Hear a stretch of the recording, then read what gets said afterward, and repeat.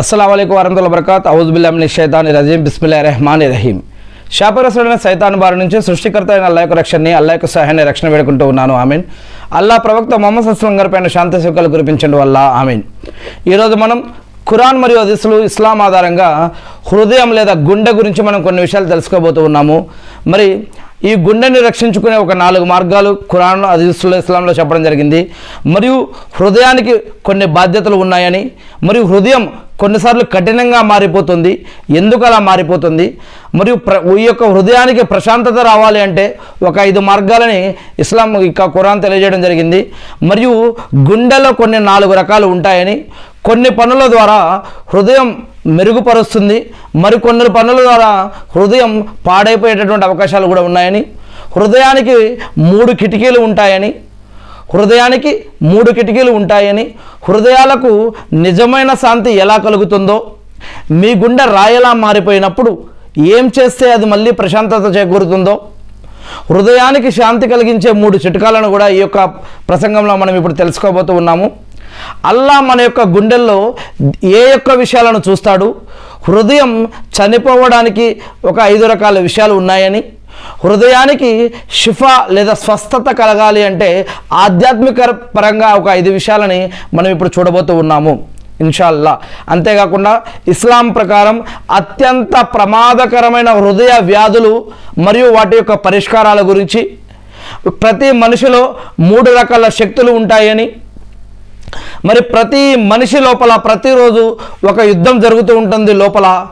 ఆ యొక్క హృదయం, గుండె, మెదడు మరియు మనస్సు, ఈ యొక్క 3 కలిపి రకరకాల యుద్ధాలు ప్రతిరోజు మనిషి లోపల జరుగుతాయని, అసలు వీటిలో ఏది గొప్పది, హృదయం గొప్పదా, మనసు గొప్పదా, మరి మెదడు బ్రెయిన్ గొప్పదా, ఏది గొప్పది, మరి ఇస్లాం వీటి గురించి ఏం చెప్తుంది, ఈరోజు ఇన్షాల్లా మనం ఈ యొక్క విషయాలు తెలుసుకోవడానికి ప్రయత్నిద్దాం. ముందుగా నేను ఈ యొక్క శాపగ్రస్తుడైన సైతాన్ బారి నుంచి అల్లాహ్ యొక్క రక్షణ సహాయాన్ని వేడుకుంటూ ఉన్నాను. అల్లాహ్ మీరు ప్రవక్త ముహమ్మద్ సల్లల్లాహు అలైహి వసల్లం గారి ద్వారా, గ్రంథాల ద్వారా మాకు ఏదైతే విషయాలు తెలియజేసి ఉన్నారో వాటిని మేము తెలుసుకొని, నేర్చుకొని, అర్థం చేసుకొని, గుర్తుపెట్టుకొని వాటి ప్రకారం మేము జీవిస్తూ మిమ్మల్ని ఆరాధిస్తూ తెలియని ఇతర మా సోదరి సోదరులకి తెలిపే భాగ్యాన్ని మాకు ప్రసాదించండి వల్ల. ఆమీన్. ముందుగా అల్లా అనే ఈ యొక్క పదాన్ని అరబ్బీ భాషలో, తెలుగులో దేవుడు, భగవంతుడు, కరుణామయుడు, కృపాశీలుడు, మరియు రాజు, రారాజు, దేవుడు, సృష్టికర్త అనే ఈ యొక్క పదాలని అరబ్బీ భాషలో అల్లా అని అంటారు. మరి ఇస్లాం ధర్మంలో గుండె అనే యొక్క పదాన్ని కల్బ్ అని అంటారు. కల్బ్ ఈ యొక్క గుండె రక్తాన్ని పంపిణీ చేసే ఒక అవయవం. కానీ ఇది ఒక అవయవం మాత్రమే కాదు, అది విశ్వాసం అంటే ఈమాన్ మరియు ఆలోచనకి మరియు ఆధ్యాత్మికతకి ఇది ఒక ప్రధాన కేంద్రం కూడాను. ఖురాన్ మరియు హదీసుల వెలుగులో గుండె గురించి కొన్ని విషయాలు మనం చూసినట్లయితే, ఖురాన్ ప్రకారం గుండె అనేది సత్యాన్ని గ్రహించే మరియు దేవుణ్ణి స్మరించే ఒక చోటు, దేవుణ్ణి ఆరాధించే ఒక ప్రదేశం. మనిషి అల్లా యొక్క స్మరణ, జిక్ర్ ద్వారానే హృదయాలకు శాంతి కలుగుతుంది అని ఖురాన్లో సూరా అర్-రాద్ 13వ అధ్యాయం 28వ వాక్యంలో అల్లాహ్ సుబ్హానహు వ తఆలా తెలియజేస్తూ ఉన్నారు. నిజానికి కళ్ళు అనేవి అంధత్వం కావు, గుండెల్లో ఉన్న హృదయాలే అంధత్వం అవుతూ ఉంటాయి చాలామందికి అని ఖురాన్లో సూరా అల్-హజ్ 22వ అధ్యాయం 46వ వాక్యంలో చెప్పడం జరిగింది. అంటే సత్యాన్ని చూడలేకపోవడమే నిజమైన అంధత్వం. మరియు తీర్పు దినాన అల్లాహ్ సుబ్హానహు వ తఆలా అల్లాహ్ ముందు ఎవరి సంపద సంతానం పనికిరావో, ఎవరి సంపాదన దేవుడి వద్ద ప్రళయ దినం రోజు పనికిరావు, కేవలం పరిశుద్ధమైన హృదయంతో, పాపాలు లేని మనస్సుతో వచ్చిన వారు మాత్రమే సఫలీకృతులు అవుతారని ఖురాన్లో సూరా అష్-షూరా 26వ అధ్యాయం 88, 89 వాక్యాల్లో చెప్పడం జరుగుతూ ఉంది. ప్రవక్త ముహమ్మద్ సల్లల్లాహు అలైహి వసల్లం గారు ఒక హదీస్లో ఏం చెప్పారు అంటే, శరీరంలో ఒక మాంసపు ముక్క ఉంటుంది, అది బాగుంటే శరీరం అంతా బాగుంటుంది, అది పాడైపోతే శరీరం మొత్తం కూడా పాడవుతుంది, అదే గుండె అని ప్రవక్త ముహమ్మద్ సల్లల్లాహు అలైహి వసల్లం గారు చెప్పారు. మనిషి ఏదైనా పాపం చేసినప్పుడు అతని గుండెపై ఒక నల్లటి మచ్చ ఏర్పడుతుంది. అతను పశ్చాత్తాపం చెంది, క్షమాపణ చెంది, మారు మనసు చెంది ఆ యొక్క పాపాలను వదిలేసి దేవుడి దగ్గర క్షమాపణ అడిగితే గనక ఆ నలుపు మచ్చ అనేది పోతుంది. లేదంటే ఆ నల్ల మచ్చ మెల్లమెల్లగా హృదయం మొత్తం వ్యాపించే అవకాశం ఉంటుంది. మరి అల్లా మీ రూపురేఖలను లేదా మీ యొక్క సంపదను చూడడు, కానీ మీ హృదయాలను మరియు మీ యొక్క కర్మలను దేవుడు చూస్తాడు అని సహీ ముస్లిం హదీస్ గ్రంథంలో ప్రవక్త ముహమ్మద్ సల్లల్లాహు అలైహి వసల్లం గారు చెప్పడం జరుగుతూ ఉంది.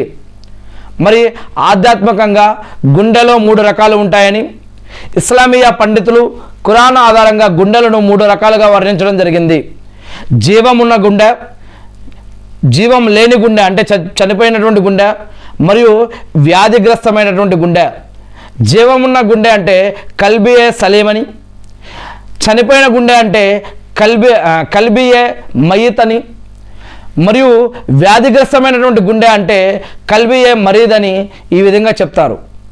జీవమున్న గుండె అంటే కల్బియే సలీం, అల్లాపై పూర్తి విశ్వాసం కలిగి విధేయత చూపే హృదయం అన్నమాట. ఇక రెండవది చనిపోయినటువంటి గుండె. ఆ గుండె బ్రతికి ఉన్నా కూడా చనిపోయిన దానితో సమానం. ఏమిటి అది అంటే దీన్ని కల్బియే మయీత్ అంటారు. సత్యాన్ని తిరస్కరించేది, అల్లా పట్ల భయం లేనిది, దేవుడంటే భయం, భక్తి, గౌరవ, మర్యాద లేనిది. ఇటువంటి గుండె బ్రతికి ఉన్నా కూడా చనిపోయిన దానితో సమానం అన్నమాట. ఇక వ్యాధిగ్రస్తమైనటువంటి గుండె దీన్ని కల్బియే మరీద్ అంటారు. అంటే అసూయ, గర్వం, కపటం, మునాఫికత్ ఇలాంటి లక్షణాలు ఆ యొక్క హృదయానికి లేదా ఆ యొక్క గుండెకి ఉంటాయి. మరి ప్రవక్త ముహమ్మద్ సల్లల్లాహు అలైహి వసల్లం గారు ఒక దువా కూడా నేర్పించారు. ఆమె ఏమిటంటే గుండెను స్థిరంగా ఉంచుకోవడం కోసం ప్రవక్త ముహమ్మద్ సల్లల్లాహు అలైహి వసల్లం గారు ఒక దువా చెప్పారు. అదేమిటంటే, ఓ హృదయాలను తిప్పేవాడా, నా హృదయాన్ని ధర్మంపై స్థిరంగా ఉంచు, ఆమీన్ అని. యా ముకల్లబిల్ ఖులూబ్ సబ్బిత్ కల్బీ అలా దీనిక అనేటటువంటి ఒక దువా ఉంది.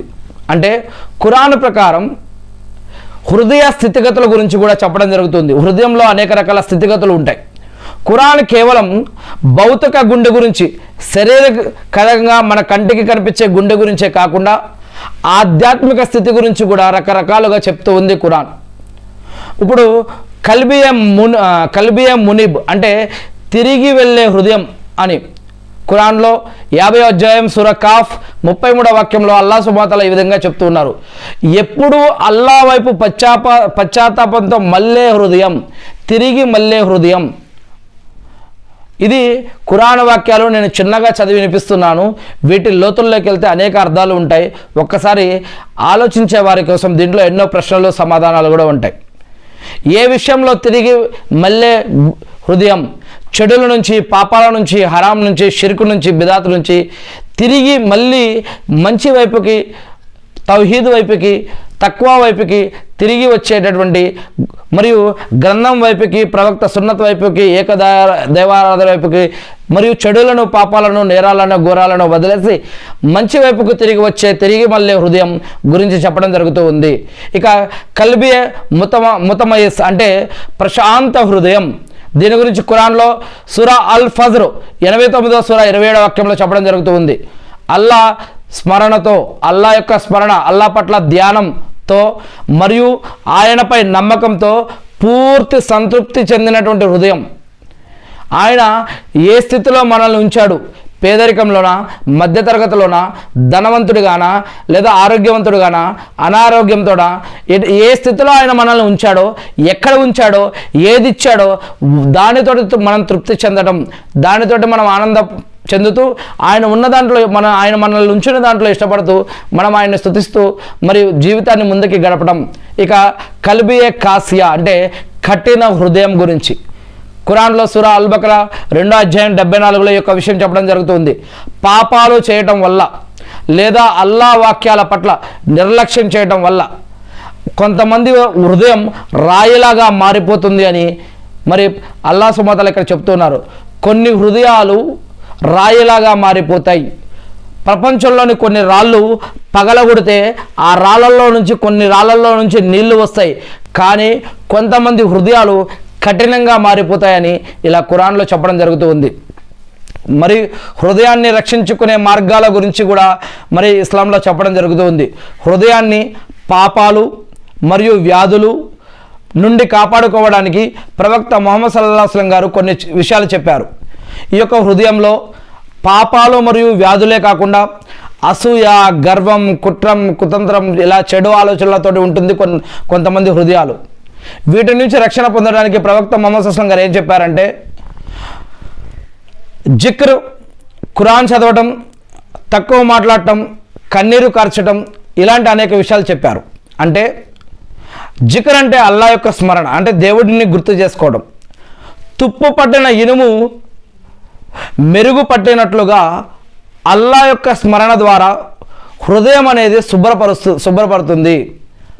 మరి అల్లా యొక్క స్మరణ అంటే అల్లాని గుర్తు చేసుకోవడం, పాప విమోచన, పాప క్షమాపణ పొందటం, లేదంటే నమాజులు, ఆరాధన, ఉపవాసాలు, సదకా ఖైరాతులు, జకాతులు, హజ్జుమ్రాలు, దాన ధర్మాలు, ఇంకా ఆయన ఇచ్చినటువంటి అనేక ఆజ్ఞలు తెలుసుకుని వాటి ప్రకారం జీవించడం, ఇవన్నీ కూడా దాంట్లోకి వస్తాయి. అంతేకాకుండా సుబ్హాన్ అల్లా, అల్హమ్దులిల్లా, అల్లాహు అక్బర్, లా ఇలాహ ఇల్లల్లా, ముహమ్మద్ రసూలుల్లాహ్, ఇంకా అనేక రకాల పదాలు ఉన్నాయి. వీటి వల్ల కూడా మరి అనుక్షణం నడుస్తూ, కూర్చొని, పడుకున్నప్పుడు, లేచినప్పుడు కూడా ఇలా జికర్ చేయడం వల్ల మనం ఏదైనా ఒక ఇనుముకి తుప్పు పడితే దాన్ని ఎలాగైతే రకరకాల పదార్థాల క్లీన్ చేస్తామో అలానే మన హృదయానికి తప్పు పడితే కనుక అల్లా యొక్క జిక్ర్ వల్ల ఈ యొక్క హృదయం అనేది మళ్ళీ పరిశుభ్రపడుతుంది అని చెప్పడం జరుగుతుంది. ఇక రెండవ అంశం ఖురాన్ చదవటం ద్వారా. ఖురాన్ అనేది హృదయాలకు ఒక షిఫా లాంటిది, ఒక వైద్యం లాంటిది. ఖురాన్ చదవటం వల్ల అనేక రకాల స్వస్థతలు జరుగుతాయని ఇస్లాంలో, ఖురాన్లో అనేక చోట్ల చెప్పడం జరిగింది. ఈ యొక్క ఖురాన్ జీవించడం కోసం ఒక జీవన పద్ధతులు తెలియజేసే ఒక మార్గం, ఆధ్యాత్మిక మార్గం, నరకం నుంచి రక్షణ పొందే మార్గం, స్వర్గానికి వెళ్ళే మార్గం, స్వర్గంలోకి అత్యుత్తమ స్థానాలకు వెళ్ళే మార్గం, అనేక రకాల హక్కులు, చట్టాలు, న్యాయం, ధర్మం తెలుసుకునేటటువంటి మార్గం, అంతేకాకుండా దేవుణ్ణి చేరుకునే మార్గం, జిన్నుల నుంచి, సైతానుల నుంచి రక్షణ పొందే మార్గం, అంతేకాకుండా ఈ యొక్క చెడుల నుంచి, చెడు వసవసాల నుంచి, మరి చెడు విషయాల నుంచి, చెడు ఆలోచనల నుంచి స్వస్థత పొందే మార్గం, రక్షణ పొందే మార్గం. ఇంకా కొన్ని సందర్భాలలో ఖురాన్ కొన్ని రకాల అనారోగ్యాలకి కూడా ఆరోగ్యాన్ని ఇచ్చేటటువంటి ఒక మార్గంగా చెప్పడం జరుగుతూ ఉంది. ఇస్లాం రెండు విషయాలు చెప్తూ ఉంది. ప్రాపంచపరంగా మీరు నమాజులు, ఇలా దువ్వాలు చేసుకుంటూ, ఖురాన్ చదువుతూ మీరు దేవుణ్ణి ఆరోగ్యాన్ని ప్రసాదించమని, స్వస్థతలు ప్రసాదించమని చెప్పాలి. అలానే మీ దగ్గర ఉన్నటువంటి వేటిలో అయితే ఇలా డాక్టర్కి సంబంధించినటువంటి, వైద్యానికి సంబంధించినటువంటి విషయాలు ఉన్నాయో వాటిని అనుసరిస్తూ, వాటిని ఆశ్రయిస్తూనే ఇలా ఖురాన్ చదవడం, దువాల చదవడం, నమాజు ద్వారా కూడా ఇలా ఈ రెండు మార్గాల ద్వారా కూడా దేవుడు మీకు స్వస్థతని ప్రయత్నించమని చెప్పి ఉన్నాడు. మరి అల్లా మనం ఏదైనా టాబ్లెట్ తీసుకున్నా, ఇంజెక్షన్ తీసుకున్నా, ఆపరేషన్ చేసుకున్నా, మరి వాటి ద్వారానైనా మనకి షిఫా దొరకాలి అంటే కూడా మనకి దేవుడు ఈ యొక్క ప్రార్థన ద్వారా, ఖురాన్ చదవడం ద్వారా కూడా వాటి జరియాలో కూడా మనకి హెల్ప్ చేసే అవకాశం ఉందని ఖురాన్ మరియు హదీసులు తెలియజేస్తూ ఉన్నాయి. ఇక ఇంకొక విషయం, తక్కువ మాట్లాడటం, తక్కువ తినటం. అతిగా మాట్లాడటం మరియు అతిగా తినటం హృదయాన్ని కఠినతరం చేస్తాయని మరి అనేక విషయాలు తెలియజేస్తూ ఉన్నాయి. ఇక కన్నీరు కార్చడం, మరి అల్లా యొక్క భయంతో, అల్లా పట్ల భయం, భక్తి, గౌరవ, మర్యాదతోటి కన్నీరు కఠినమైన గుండెను మృదువుగా చేస్తుంది ఈ యొక్క కన్నీరు అని. అంటే ఇంకా అల్లాకి కూడా రెండు బొట్లు అంటే ఇష్టం. ఒకటి అల్లా యొక్క హృదయంతో, అల్లా పట్ల భయం, భక్తి, గౌరవ, మర్యాదతోటి దువా, ఏడ్చేటప్పుడు, దువా వచ్చేటప్పుడు వచ్చే కన్నీరు, మరియు అల్లా మార్గంలో ఎవరైతే మరి రక్తపు బట్టు చిందిస్తారో ఆ యొక్క బట్టు, మరియు ఈ యొక్క ప్రార్థనలో వచ్చే ఈ యొక్క కన్నీటి బట్టు మరి అల్లా దగ్గర చాలా విలువైనవని అనేక హదీసుల్లో చెప్పడం జరుగుతూ ఉంది. ఇక వీటి ద్వారా జిక్రు, తక్కువ మాట్లాడటం, తక్కువ తినటం, మరియు ఖురాన్ చదవటం, మరియు ప్రార్థన చేసుకోవటం, కన్నీటి ప్రార్థన చేయటం, ఇలాంటి అనేక విషయాల ద్వారా ఈ యొక్క హృదయానికి పుట్టిన తుప్పు అనేది వదులుతుంది అని ఇక్కడ హదీస్ గ్రంథాలలో తెలియజేయడం జరుగుతూ ఉంది. అంతేకాకుండా హృదయం యొక్క పనులు, హృదయానికి కొన్ని బాధ్యతలు చెప్పడం జరుగుతూ ఉంది. ఇస్లామీయ భాషలో హృదయం కేవలం ఒక అనుభూతులకు మాత్రమే కాదు, దీనికి కొన్ని బాధ్యతలు కూడా ఉన్నాయి. అవి నియత్, తక్వా, తదబ్బుర్, ఇలాంటి 3 రకాల బాధ్యతలు ఈ యొక్క గుండెకు హృదయానికి ఉన్నాయి. అంటే నియత్ అంటే సంకల్పం, తక్వా అంటే దైవభీతి, మరి తదబ్బుర్ అంటే ఆలోచించడం, నియత్ అంటే ఇన్నమల అమాలు బినియాత్ అని అంటారు. అంటే ఏదైనా ఒక పని చేయాలంటే ఏ ఉద్దేశంతో ఆ పని చేస్తున్నామో ఆ ఉద్దేశాన్ని బట్టి దేవుడు మనకి రిజల్ట్ అనేది ఇస్తాడు. అది ఇహలోకంలో అయినా, సమాధి జీవితంలో అయినా సరే, ప్రళయ దినం రోజు పరలోకంలో అయినా సరే, మరి స్వర్గంలో అయినా సరే, ఎక్కడైనా సరే మనం ఏ ఉద్దేశంతో ఏ పని చేస్తున్నామో ఆ ఉద్దేశాన్ని బట్టి దాని యొక్క రిజల్ట్ అనేది దేవుడు ఇస్తానని చెప్తూ ఉన్నాడు. దీనిని నియత్ అంటారు. మనం ఒకవేళ వజు అయినా, నమాజ్ అయినా, లేకపోతే ఇంకేదైనా ఇతర పనులైనా సరే, సహాయ సహకారాలైనా, హజ్జుమ్రాలైనా, దాన ధర్మాలైనా సరే, ఇంకా జీవితంలో చేసే ఏ పనైనా సరే ఏ ఉద్దేశంతో చేస్తున్నామో, ప్రజలకు చూపించడం కోసం చేస్తున్నామా, దేవుడి యొక్క బాధ్యతలు పెట్టాడనే ఉద్దేశంతో చేస్తున్నామా, దేవుణ్ణి మెప్పించాలనే ఉద్దేశంతో చేస్తున్నామా, పాపాలకు క్షమాపణ పొందాలనే ఉద్దేశంతో చేస్తున్నామా, పుణ్యాలు సంపాదించాలనే ఉద్దేశంతో చేస్తున్నామా, ఏ ఉద్దేశంతో ఏ పని చేస్తే దాన్ని బట్టి దాని యొక్క రిజల్ట్ అనేది దేవుడు ఇస్తానని చెప్తూ ఉన్నాడు. ఏదైనా పని చేసే ముందు చేసుకునే సంకల్పం హృదయంలోనే పుడుతుంది. అది లేకుండా ఏ పని కూడా మరి దానికి పుణ్యం అనేది దక్కదు. మనం చేసుకునే నియతను బట్టి ఇది ఉంటుంది. ఇక రెండోది తక్వా. ఈ తక్వా అనేది ప్రవక్త ముహమ్మద్ సల్లం గారు తన ఛాతీ వైపు 3 వేలు చూపిస్తూ తక్వా ఇక్కడ ఉంటుంది అని ప్రవక్త ముహమ్మద్ సల్లం గారు చూపించారు. తక్వా అంటే ఏమిటో మనం ఇంతకుముందే చెప్పుకోవడం జరిగింది. ఇక తదబ్బుర్ అంటే ఆలోచించడం. ఖురాన్ యొక్క సూక్తులను, ఖురాన్ వాక్యాలను అర్థం చేసుకోవడానికి మరియు సృష్టి గురించి ఆలోచించడానికి హృదయం చాలా కీలకమైనది. ఇకపోతే హృదయం ఎందుకు మారుతూ ఉంటుంది? కల్బ్ అనే అరబీ పదానికి అర్థమే మారేది అని, లేదా తిరగబడేది అని. అందుకే మన ఆలోచనలు, భావోద్వేగాలు క్షణానికి మారుతూ ఉంటాయి. అందుకే ప్రవక్త ముహమ్మద్ సల్లల్లాహు అలైహి వసల్లం గారు హృదయం గాలిలో ఎగిరే ఈక లాంటిది, అది ఎటు పడితే అటు తిరుగుతూ ఉంటుంది అని వివరించారు. దీనిని అదుపులో ఉంచుకోవడానికి ఏకైక మార్గం అల్లా వైపు ఆధారపడటమే, అల్లా పైన ఆధారపడటమే. ఇక హృదయం అంటే కల్బ్ గురించి ఇస్లామీయ పరిజ్ఞానాన్ని మరికొంత లోతుగా పరిశీలించినట్లయితే ఆత్మశుద్ధి, తజ్కియాయే నఫ్స్ కోసం చాలా ప్రయత్నం చేయాలి. హృదయానికి పట్టే తుప్పు గురించి మనం ఇప్పుడు చెప్పుకోవడం జరిగింది. ఖురాన్ ప్రకారం ఒక మనిషి వరుసగా పాపాలు చేస్తూ పోతూ ఉంటే అతని హృదయంపై ఒక పొర అనేది ఏర్పడుతుంది. దీనిని రాస్ అని అంటారు. మరి ఖురాన్లో ఏం చెప్పబడింది? సూరా అల్ ముతఫిఫిన్ 83వ అధ్యాయం 14వ వాక్యంలో, కాదు వారు చేసే పనుల వల్ల వారి హృదయాలపై తుప్పు పట్టింది అని. దీనికి పరిష్కారం ఆ తుప్పును వదిలించుకోవడానికి ఇస్తిగ్ఫార్, క్షమాపణ వేడుకోవటం, మరియు తోబా అంటే పశ్చాత్తాపం, ఇవి ఏకైక మార్గాలు. వీటి ద్వారా ఇస్తిగ్ఫార్ మరియు తోబా అంటే క్షమాపణ వేడుకోవటం, ప్రాయశ్చిత్తం లేదా పశ్చాత్తాపం, వీటి ద్వారా హృదయానికి పట్టిన తుప్పు తొలగిపోతుంది అని అల్లాహ్ సుబ్హానహు వ తఆలా యొక్క ఖురాన్ వాక్యాల్లో తెలియజేస్తూ ఉన్నారు. ఇస్లామీయ పండితులు ఖురాన్ మరియు సున్నతుల ఆధారంగా హృదయాలను ప్రధానంగా 3 వర్గాలుగా విభజించడం జరిగింది. కల్బియే సలీం, కల్బియే మయీత్, కల్బియే మరీజ్. అంటే ఇప్పుడు మనం చెప్పుకున్నాం ఇంతకుముందు ఏమని? ఆరోగ్యకరమైన హృదయం, మృత హృదయం, రోగగ్రస్తమైనటువంటి హృదయం. మనం ఇప్పుడు చెప్పుకున్నా మళ్ళీ ఇప్పుడిప్పుడే కొన్ని విషయాలు మళ్ళీ మర్చిపోతూ ఉంటాం. అందుకే నేను మళ్ళీ చెప్పడం జరుగుతుంది. ఆరోగ్యకరమైన హృదయం అంటే అది అల్లా పట్ల ప్రేమ, విశ్వాసం మరియు విధేయతతో నిండి ఉంటుంది. షిర్క్ అంటే అల్లాతో పాటు, సృష్టికర్తతో పాటు ఏదైతే బహుదైవారాధన ఉందో దాని నుండి దూరంగా పవిత్రంగా ఉంటుంది ఈ యొక్క ఆరోగ్యకరమైనటువంటి హృదయం. ఇక మృత హృదయం, బ్రతికి ఉన్నా కూడా మరణించిన హృదయంతో సమానం. అంటే దీనికి అల్లా గురించి తెలియదు, తన కోరికలనే దేవుడిగా భావిస్తూ సత్యం వినిపించినా కూడా అది స్పందించదు. ఇక రోగగ్రస్తమైన హృదయం అంటే ఇందులో విశ్వాసం ఉంటుంది కానీ అది అదే సమయంలో అసూయ, గర్వం, సందేహాలు వంటి రోగాలు కూడా ఉంటాయి. విశ్వాసం ఉంటుంది, కానీ ఇలాంటి రోగాలు కూడా దాంట్లో ఉంటాయి. ఇది ఏ వైపుకైనా మొగ్గవచ్చు, చెప్పలేం. అందుకే హృదయంపై ప్రభావం చూపే అంశాలు హదీసుల ప్రకారం కొన్ని పనులు హృదయాన్ని మెరుగుపరుస్తాయి, మరికొన్ని హృదయాన్ని పాడు చేస్తాయి. కొన్ని పనులు, కొన్ని ఆలోచనలు, కొన్ని విషయాలు హృదయాన్ని మృదువుగా చేసేవి ఏమిటి అంటే అనాథల పట్ల కరుణ, మరణాన్ని మళ్ళీ మళ్ళీ గుర్తు చేసుకోవడం, హృదయాన్ని మరి తేలికగా చేసుకోవచ్చు. ప్రవక్త ముహమ్మద్ సల్లల్లాహు అలైహి వసల్లం గారు ఒక వ్యక్తితో ఏమన్నారంటే, నీ హృదయం మృదువుగా మారాలి అంటే అనాథల యొక్క తల మీద ఆ వారి యొక్క తలని ఈ విధంగా చెయ్యి, నీ మరి నెమరు మరియు పేదవాడికి ఆహారం కూడా పెట్టు.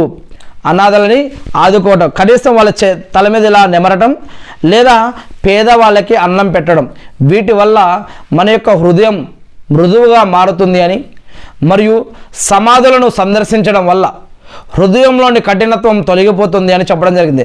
సమాధులని ఆరాధించమని చెప్పట్లే ఇక్కడ, సమాధులని మొక్కమని చెప్పట్లే ఇక్కడ.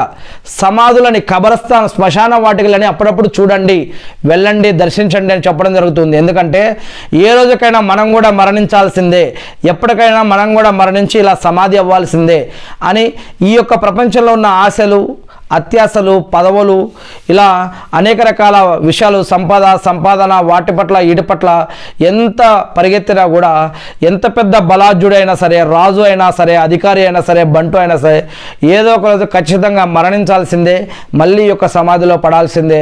మరి ఆ యొక్క సమాధి లేదా మృత్యువుని గనక గుర్తు తెచ్చుకుంటే కనుక మనం ఆటోమేటిక్గా మన యొక్క హృదయాలు నెమ్మదవుతాయి అని, మనం ప్రశాంతంగా జీవించే అవకాశం ఉంటుంది అని ఈ యొక్క విషయాలు తెలియజేస్తూ ఉన్నాయి. మరి హృదయాన్ని కఠినం చేసే కొన్ని విషయాలు ఉన్నాయి. అవి ఏమిటంటే అధికంగా నవ్వటం, మరియు అల్లాహ్ యొక్క స్మరణ లేకుండా ఇష్టం వచ్చినట్లు జీవించడం. అంటే ఎక్కువగా నవ్వటం వల్ల అని, ఎందుకంటే అతిగా నవ్వటం హృదయాన్ని చంపేస్తుంది అని సునెన్ ఇబ్నే మాజాలో చెప్పడం జరుగుతూ ఉంది. అల్లాహ్ యొక్క ప్రస్తావన లేకుండా, అల్లాహ్ యొక్క నామస్మరణ లేకుండా ఏదైనా మీటింగులు, ప్రోగ్రాంలు జరుగుతూ ఉంటే అటువంటి దగ్గర నుంచి లేచి వెళ్ళమని కూడా చెప్పడం జరుగుతుంది ఇస్లాంలో. అల్లాహ్ ప్రస్తావన లేకుండా చేసే సుదీర్ఘ సంభాషణలు హృదయాన్ని రాయిలా మార్చేస్తాయని కూడా చెప్పడం జరుగుతుంది. ఇక హృదయం యొక్క సాక్ష్యం, హృదయం సాక్ష్యం ఇస్తుంది మనకి, ఇహలోకంలో కూడా ఇస్తుంది, పరలోకంలో కూడా దేవుని వద్ద హృదయం అనేది సాక్ష్యం ఇస్తుంది. కానీ ఈ లోకంలో ఎలా సాక్ష్యం ఇస్తుంది మనకి? కొన్నిసార్లు మనం చేసే పని సరైనదా కాదా అని మనకి సందేహం వచ్చినప్పుడు హృదయాన్ని అడగమని ఖురాన్లో కూడా ఉంది, హదీసుల్లో కూడా ఉంది. మీరు మీ హృదయాన్ని అడగండి అని. పుణ్యం అంటే మంచి ప్రవర్తన, సత్ప్రవర్తన. పాపం అంటే నీ హృదయంలో ఏదైతే కలతలు తలెత్తుతాయో, అశాంతి కలుగుతుందో, మరియు ప్రజలకు ఆ యొక్క విషయాలు తెలియటం, నీకు ఏ విషయాలైతే ఇష్టం ఉండదో అటువంటి విషయాల్లో పాపం ఉంటుంది. మరి ఈ యొక్క విషయం సహీ ముస్లింలో చెప్పడం జరుగుతుంది. ఖురాన్లో కొన్ని కీలక ఆయతులు కూడా ఉన్నాయి. ఖురాన్లో సూర అల్ అన్ఫాల్ 8వ అధ్యాయం 2వ వాక్యంలో నిజమైన విశ్వాసులు ఎవరు అంటే అల్లాహ్ ప్రస్తావన రాగానే వారి హృదయాలు కంపించిపోతాయి. సూర అల్ హజ్ 22వ అధ్యాయం 32వ వాక్యం, అల్లాహ్ చిహ్నాలను గౌరవించడం హృదయాలలోని దైవభీతికి నిదర్శనం, తక్వాకి నిదర్శనం అని. ఇకపోతే హృదయం సత్యం మరియు అసత్యాల యుద్ధభూమి లాంటిది ఈ యొక్క హృదయం. ఇస్లామీయ పండితుల హృదయాన్ని ఒక కోటగా అభివర్ణిస్తారు. సైతాన్ ఈ కోటలోకి ప్రవేశించడానికి నిరంతరం ప్రయత్నిస్తూనే ఉంటాడు. వస్వస అంటే అనేక రకాల ఆలోచనలు, ఊహలు, అనేక రకాల కోరికల ద్వారా, అనేక రకాల ఆలోచనల ద్వారా మన మెదడులోకి వచ్చి మన శరీరంలో ప్రవహించి మనల్ని రకరకాలుగా సైతాన్ డిస్టర్బ్ చేయడం కోసం ప్రయత్నిస్తాడు. మరి ఈ యొక్క సైతాన్ హృదయంలో కలిగించే చెడు ఆలోచనలను వస్వస అని అంటారు. దీని గురించి ఖురాన్లో చివరి 2 సూరాలు కూడా చెప్పడం జరుగుతుంది. ఇటువంటి వస్వసాల నుంచి రక్షణ పొందడం కోసం దేవుణ్ణి అనుక్షణం వేడుకుంటూ ఉండాలని. ఖురాన్లో సూర అన్నాస్ 114లో కూడా 4-5 వాక్యాల్లో కూడా ఇదే చెప్పడం జరిగింది. మరి యొక్క వస్వసాకి పరిష్కారం ఏంటి? దీని నుండి రక్షణ పొందాలి అంటే అల్లాహ్తో మొరపెట్టుకోవటం, అవుజు బిల్లాహి మినష్ షైతానిర్ రజీమ్ అని చెప్పడం కానీ, ఆయతల్ కుర్సీ చదవటం కానీ, దువా చేసుకోవడం కానీ, వీటి వల్ల రక్షణ పొందవచ్చని ఇస్లాం తెలియజేస్తూ ఉంది. హృదయానికి ఉండే 3 కిటికల గురించి మనం ఇంతకుముందు చెప్పాము. మనిషి హృదయానికి 3 కిటికీలు ఉంటాయి, అవి జ్ఞానేంద్రియాలు అని కూడా ఇస్లాంలో చెప్పడం జరుగుతుంది. హృదయం అనేది ఒక పాత్ర వంటిది. అందులోకి ఏది వెళ్ళాలో, ఆ పాత్రలోకి ఏది వెళ్ళాలో నిర్ణయించేవి 3 ఉన్నాయి. అవి ఏమిటి? కళ్ళు మరియు చెవులు మరియు నోరు, నోట్లో నాలుక. ఈ యొక్క 3 విషయాల ద్వారా, కళ్ళు, నాలుక మరియు చెవి, వీటి ద్వారా ఈ యొక్క హృదయం మీద మీకు ప్రభావం చూపిస్తాయి. ఈ యొక్క ఒక గిన్నెలోకి ఏదైతే వస్తువు ఎలా అయితే వెళ్తుందో, ఎలా అయితే వేస్తామో, అలానే ఈ యొక్క హృదయంలోకి ఏదైనా వెయ్యాలి అంటే ఈ యొక్క కన్ను, నాలుక, హృదయం ద్వారా ఈ యొక్క విషయాలు హృదయం పైన ప్రభావం చూపిస్తుంది. హృదయానికి ఇవి జ్ఞానేంద్రియాలు 3 కిటికీలు లాంటివి అని ఇస్లాం తెలియజేస్తూ ఉంది. చూపుని నజర్ అంటారు, వినడాన్ని సమ్మంటారు. మరి నిషిద్ధమైన వాటిని చూడటం హృదయంపై విషపూరితమైన బాణంతో కొట్టినట్లు ఉంటుంది. అది హృదయంలోని భక్తిని, కుజుని చంపేస్తుంది. ఇక వినడం, అల్లాకు నచ్చని మాటలు, సంగీతం, మ్యూజిక్ లాంటివి, ఇతరుల మళ్ళా చాడీలు వినటం వల్ల హృదయం మొద్దుబారిపోతుంది అని చెప్పడం జరుగుతుంది. ప్రస్తుత కాలంలో చాలామంది మానసిక ఒత్తిడితో బాధపడుతూ ఉన్నారు. దీనికి పరిష్కారం ఖురాన్ ఏమంటుందంటే, అల్లా స్మరణ ద్వారానే హృదయాలకు నిజమైన శాంతి కలుగుతుంది అని ఖురాన్లో సూరా అర్రాద్ 13వ అధ్యాయం 28వ వాక్యంలో చెప్పడం జరుగుతుంది. ఎవరికైనా నిజంగా మనశ్శాంతి లేదు, డిస్టర్బ్గా ఉన్నారు, ప్రాబ్లమ్స్ ఉన్నాయంటే ఒక్కసారి ఖురాన్లో ఏవైనా ఒక 4-5 వాక్యాలు కానీ లేదా ఒక సూరాని కానీ చదివితే వారి ఈ యొక్క అద్భుతాన్ని ఎవరైనా సరే చూడవచ్చు. ఇక్కడ శాంతి అంటే కేవలం నిశ్శబ్దం కాదు, అది అల్లాపై ఉండే అచంచలమైన నమ్మకం మరియు తవక్కుల్ అంటే దేవుడిపైన పెట్టే నమ్మకాన్ని తవక్కుల్ అంటారు. ఎవరికైనా ఏదైనా నిజంగా మనశ్శాంతి లేదు అంటే వారు సిగరెట్టు, గుట్కా, తంబాకు, జరదా, మద్యం ఇటువంటి వాటికి అలవాటు పడే బదులుగా వారు ఒక్కసారి ఖురాన్లో ఏవైనా ఒక 2-3 వాక్యాలు కానీ లేదా ఒక సూరాని కానీ చదివి గనక చూస్తే వారికి మనసుకు ప్రశాంతత అనేది ఎలా దొరుకుతుందో ఒక్కసారి దాన్ని మీకు వచ్చిన భాషలో చదివి చూడండి, అది మీకే దాని యొక్క అద్భుతం అర్థమవుతుంది. ఇక హృదయానికి శుద్ధి 4 సోపానాలు అని తజ్కియా అంటారు దీన్ని. అంటే తోబా ద్వారా, ముజాహదా ద్వారా, మురకదా ద్వారా మరియు మహాసభా ద్వారా, ఇలా 4 రకాల ద్వారా హృదయానికి శుద్ధి అనేది కలుగుతుంది, తజ్కియా కలుగుతుందని చెప్పడం జరుగుతుంది. పశ్చాత్తాపం, పోరాటం, ధ్యానం, ఆత్మవిమర్శ, ఈ 4 విషయాల ద్వారా మన హృదయానికి శుద్ధి అనేది కలుగుతుందని ఇస్లాం తెలియజేస్తూ ఉంది. హృదయాన్ని పవిత్రం చేయడం కోసం ఇస్లామీయ ఆధ్యాత్మిక శాస్త్రమైనటువంటి తసవ్వుఫ్ కొన్ని మార్గాలు మనకు సూచిస్తూ ఉంది. దాంట్లో తోబా అంటే పశ్చాత్తాపం, గతంలో చేసిన తప్పులకు క్షమాపణ కోరాలి ముందుగా. తర్వాత ఇది హృదయంపై ఉన్న నల్లటి మచ్చలను తొలగిస్తుంది. మరియు రెండవది ముజాహదా అంటే పోరాటం. దేనితో పోరాటం? తన మనసులోని చెడులను, చెడు కోరికలకు, ఈ యొక్క నఫ్సుని వాటికి వ్యతిరేకంగా పోరాటం. ఇక మురాకబా అంటే ధ్యానం. నేను ఏం చేసినా అల్లా నన్ను చూస్తున్నాడు అనే స్పృహ, ఆలోచనతో చేయటం, అలా ఉండటం. ఇక 5వది ముహాసబ అంటే ఆత్మ విమర్శ. రోజు పడుకునే ముందు ఈరోజు నేను చేసిన మంచి పనులేంటి, చెడు పనులేమిటి అని లెక్క చూసుకోవటం. ఇక ఒక అద్భుతమైన ఉదాహరణ ఇస్లాంలో ప్రవక్త ముహమ్మద్ సల్లల్లాహు అలైహి వసల్లం గారు తెలియజేస్తూ ఉన్నారు. ఏమని? ఒక విశ్వాసి హృదయం శుభ్రమైన అద్దం లాంటిది. ఒక విశ్వాసి యొక్క హృదయం శుభ్రమైన అద్దం లాంటిది. అందులో అల్లా యొక్క వెలుగు, నూరు అనేది ప్రతిబింబిస్తూ ఉంటుంది. అదే అవిశ్వాసి లేదా పాపాత్ముని యొక్క హృదయం తలకిందులుగా ఉంటుంది. ఆ తలకిందులుగా ఉన్న పాత్ర లాంటిది. అందులో ఎంత జ్ఞానాన్ని పోసినా కూడా అది నిలవదు. ఇస్లాం ప్రకారం గుండె అనేది కేవలం రక్తాన్ని పంపిణీ చేసే ఒక యంత్రం మాత్రమే కాదు, అది ఒక జ్ఞానానికి ఒక నిలయం. ఈ యొక్క గుండె అనేది ఖురాన్లో సూరా అల్ అరాఫ్ 7వ అధ్యాయం 179వ వాక్యంలో ఏమని చెప్పబడిందంటే, మెదడుతో ఆలోచించండి అని చెప్పలేదు, దానికి బదులుగా వారికి హృదయాలు ఉన్నాయి, కానీ వారి యొక్క హృదయాలు వాటిని హృదయంతో వారు గ్రహించరు అని ఈ విధంగా హృదయాన్ని ఇంపార్టెంట్గా చేసి ఇక్కడ మాట్లాడటం జరుగుతుంది. ఇక నేటి ఆధునిక పరిశోధనలో న్యూరాలజీ కూడా గుండెకు సొంతంగా నరాల వ్యవస్థ హార్ట్ బ్రెయిన్ ఉంటుందని, అది మెదడుకు సంకేతాలను పంపిస్తూ ఉంటుందని చెబుతూ ఉన్నారు. ఇది 1400 లేదా 1500 సంవత్సరాల క్రితమే ఖురాన్లో ఈ యొక్క విషయం ఎప్పుడో చెప్పడం జరిగింది. హృదయం వేరు మరియు నఫ్స్ వేరు. హృదయం వేరు, నఫ్స్ వేరు. చాలామంది హృదయాన్ని, మనసును అంటే కల్బుని, నఫ్స్ని ఒకటే అని అనుకుంటూ ఉంటారు. కానీ ఇస్లామీయ భాషలో నఫ్స్ వేరు, కల్బు వేరు. ఎలా? నఫ్స్ అనేవి ఒక మనిషిని ప్రాపంచిక సుఖాల వైపు, చెడు వైపుకు ప్రేరేపిస్తాయి, నఫ్స్.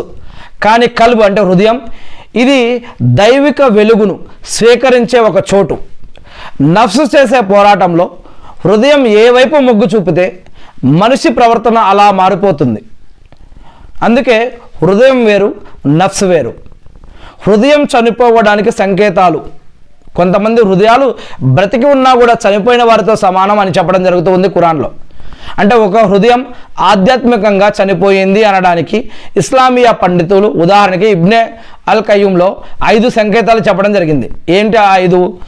నమాజులో ఏకాగ్రత లేకపోవడం, పాపం చేసినా బాధపడకపోవటం, ఖురాన్ చదివినా చలనం లేకపోవటం, దునియాలో ప్రపంచంలో అతిగా ఈ యొక్క ప్రపంచక ప్రేమ పెంచుకోవటం, సమయాన్ని వృధా చేయడం, అల్లా ముందు నిలబడినప్పుడు భయం, భక్తి, గౌరవ మర్యాద లేకుండా, కుజు లేకుండా భక్తి లేకపోవటం,